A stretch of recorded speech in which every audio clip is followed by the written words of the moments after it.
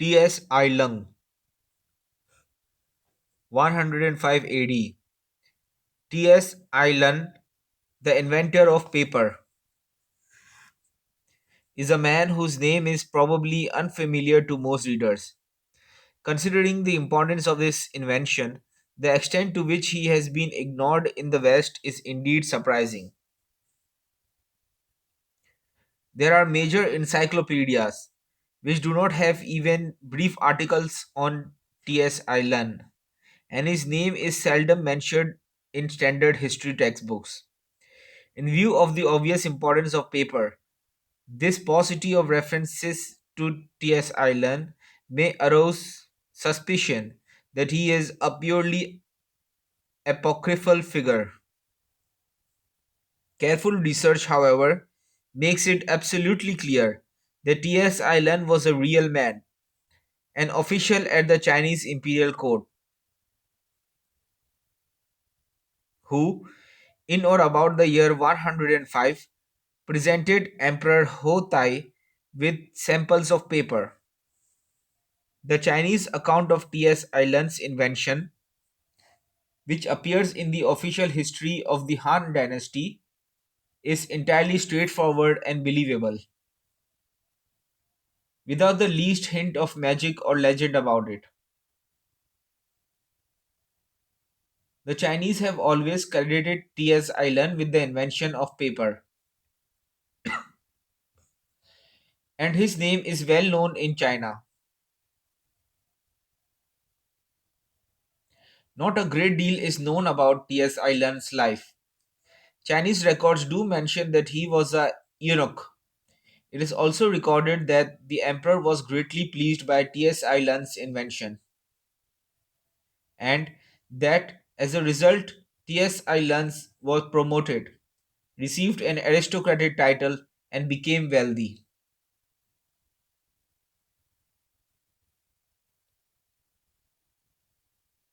Later on, however, he became involved in palace intrigue, and this eventually led to his downfall. The Chinese records relate that upon his being disgraced, T.S. Ireland took a bath, dressed in his finest robes, and drank poison.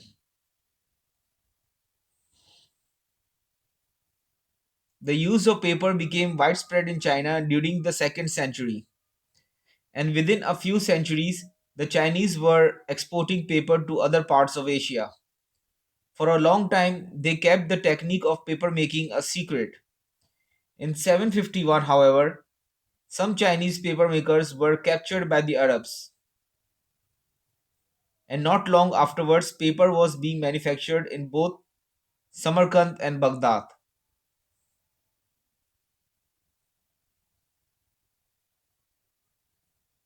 The art of paper making gradually spread throughout the Arab world, and in the 12th century, the Europeans learned the art from the Arabs. The use of paper gradually spread, and after Gutenberg invented modern printing, paper replaced parchment as the principal writing material in the West. Today, paper is so common that we take it for granted, and it is hard to envisage what the world was like without it. In China, before T.S. Ireland, most books were made of bamboo. Obviously, such books were extremely heavy and clumsy. Some books were written on silk, but that was too expensive for general use. In the West, before paper was introduced, most books were written on parchment or vellum, which were made of specially processed sheepskin or calfskin. This material had replaced the papyrus favored by the Greeks, Romans, and Egyptians. Both parchment and papyrus, however, not only were scarce but were also expensive to prepare. That books and other written materials can today be produced so cheaply and in such large quantities is due in considerable part to the existence of paper.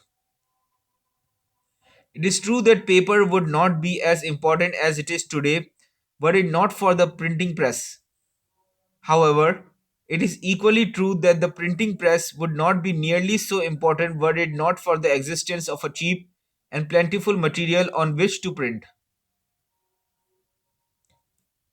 Which man then should be ranked higher, Ts'ai Lun or Gutenberg? Although I consider the two of almost equal importance, I have ranked Ts'ai Lun slightly higher for the following reasons. Number 1. Paper has many other applications besides its use as a writing material. In fact, it is an amazingly versatile material, and a large percentage of the paper currently produced is used for purposes other than printing.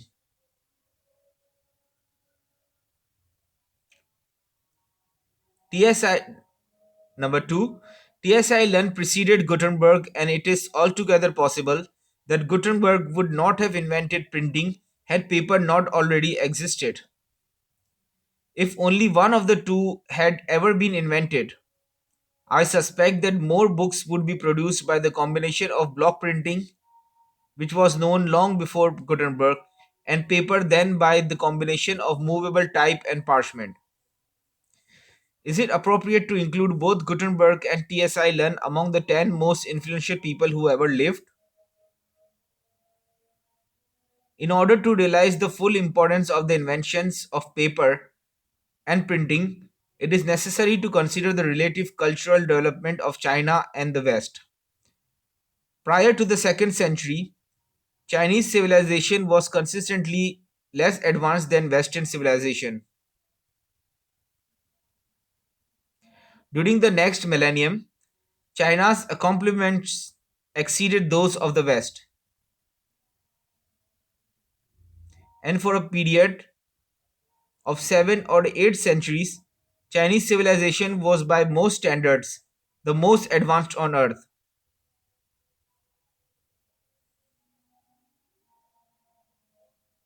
After the 15th century, however, Western Europe outstripped China. Various cultural explanations for these changes have been advanced, but most such theories seem to ignore what I believe is the simplest explanation. It is true, of course, that agriculture and writing developed earlier in the Middle East than they did in China. That alone, however, would not explain why Chinese civilization so persistently lagged behind that of the West. The crucial factor, I believe, was that prior to T.S. Island, there was no convenient writing material available in China. In the Western world, papyrus was available, and although that material had its drawbacks, papyrus rolls were infinitely superior to books made of wood or bamboo. Lack of a suitable writing material was an overpowering obstacle to Chinese cultural progress.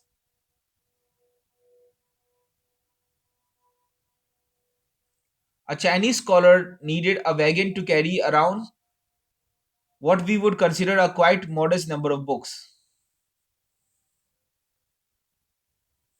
One can imagine the difficulty of trying to run a government administration on such a basis. T.S. Ireland's invention of paper, however, changed the situation entirely. With a suitable writing material available, Chinese civilization advanced rapidly and within a few centuries was able to catch up with the West. Of course, political disunity in the West played a role, but that was far from being the whole story. In the 4th century, China was less united than the West, but nevertheless was developing rapidly in cultural matters. During the succeeding centuries, while progress in the West was comparatively slow, the Chinese brought forth such major inventions as the compass, gunpowder, and block printing. Since paper was cheaper than parchment and available in larger quantities, the tables were now turned. After Western nations began using paper, they were able to hold their own vis-a-vis China and even succeeded in narrowing the cultural gap. The writings of Marco Polo, however, confirmed the fact that even in the 13th century, China was far more prosperous than Europe.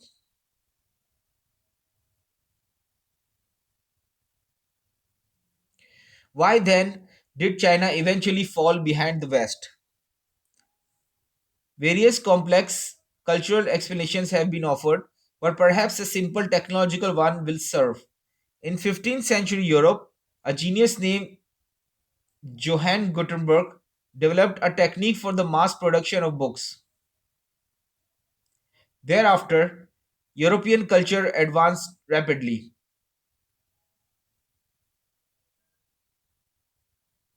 As China had no Gutenberg, the Chinese stayed with block printing and their culture progressed relatively slowly. If one accepts the foregoing analysis, one is forced to the conclusion that Ts'Ai Lun and Johann Gutenberg are two of the central figures in human history. Indeed, Lun stands out well above most other inventors for another reason. Most inventions are a product of their times and would have come about even if the person who actually invented them had never lived. But such is clearly not the case with regard to paper. Europeans did not start to manufacture it until 1,000 years after T.S. Island.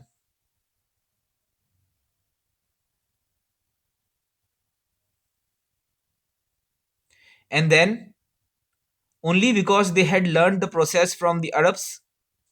For that matter, even after they had seen paper of Chinese manufacture, other Asian peoples were never able to discover how to manufacture it by themselves.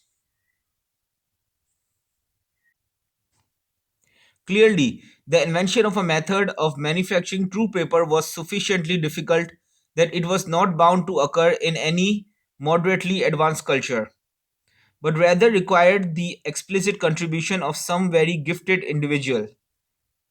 Lun was such an individual, and the method of paper making that he employed is, aside from mechanization, introduced about 1800, basically the same technique that has been used ever since. These are the reasons I think it appropriate to place both Gutenberg and T.S.I. Lun among the first 10 persons in this book, with T.S.I. Lun ahead of Gutenberg.